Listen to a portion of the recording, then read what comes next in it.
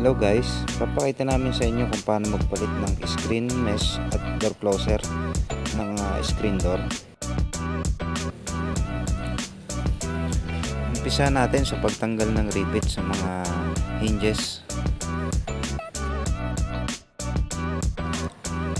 At tatanggalin naman ng clip kung saan nakaipit ang screen mesh. At kapag natanggal mo na nga ang clip at ang rubber, madali mo na matatanggal ang screen mesh.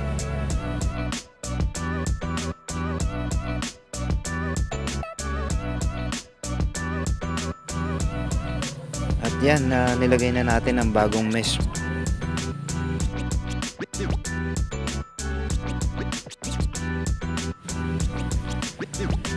Tips lang guys, no, sa paglalagay natin ng rubber para pang-ipit ng mesh, kailangan maganda yung pagkakahagod at dahan-dahan lang.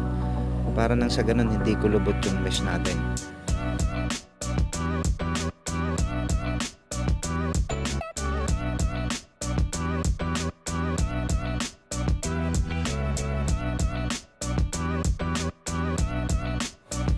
At kapag naglalagay tayo ng rubber, kailangan hindi ganun kadiin, kailangan dahan-dahan lang dahil ang screen mesh natin kapag madali ang pagkakabit, ito ay nadideform or napupunit.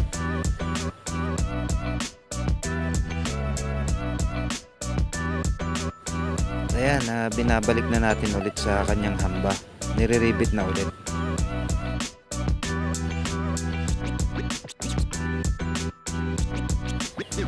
Ayan guys, tapos na at naikabit na nga namin.